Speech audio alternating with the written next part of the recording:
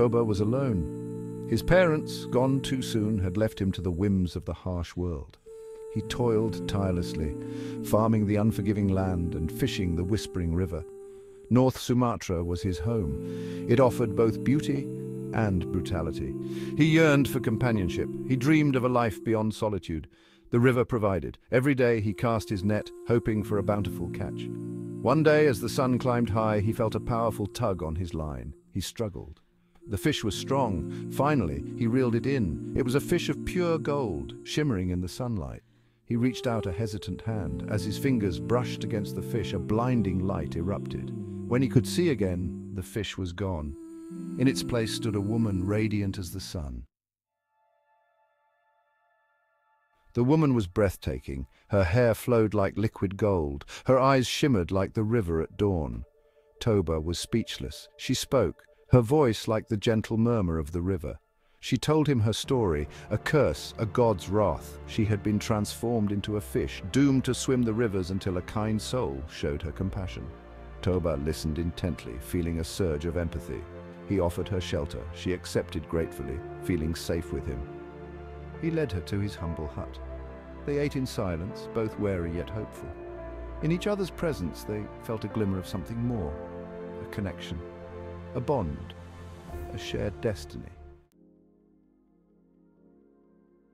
The woman revealed her name was Putri. He told her his name was Toba. He was a simple fisherman, an orphan. She listened to his story, feeling drawn to him. He learned about her curse. A jealous god had transformed her. Her only hope was to find someone who would accept her. Toba didn't judge her. He promised to protect her and help break the curse. Days turned into weeks, weeks into months.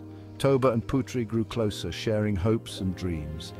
She told him stories of her lost kingdom. He taught her about the river and the land. She began to heal, feeling human again. The curse seemed to loosen its grip. She started to feel hope. They found solace in each other's company. Toba and Putri fell in love. He proposed and she accepted. They were married in a simple ceremony by the river. They built a life together, fishing and farming. They were happy, content, and no longer alone. A year passed and Putri gave birth to a son. They named him Samosir. He was a healthy baby, a symbol of their love. He brought them even closer. Their family was complete and they were overjoyed. They showered him with love and affection. They watched him grow, learning to walk and talk. He brought joy to their lives. He was their everything. He had completed their family. They were blessed. Samosir grew into a young boy. He was bright but lazy, preferring to play rather than work. Toba tried to teach him the value of hard work, but Samosir wouldn't listen. Putri doted on him, protecting him from his father's scoldings. Toba worried about his son's future. One afternoon, Toba returned from the fields, tired and hungry. He found Samosir playing by the river. He asked where his lunch was.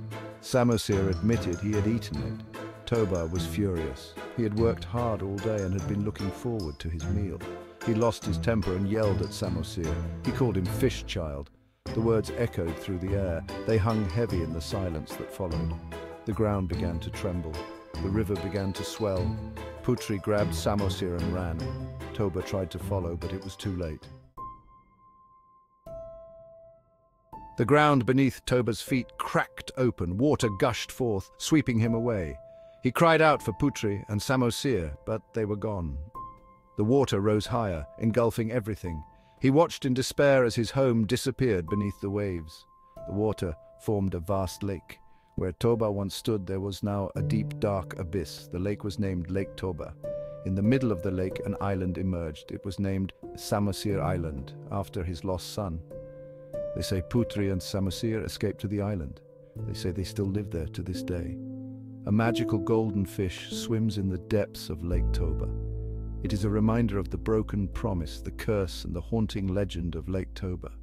A tale whispered in the winds, a tale of love and loss.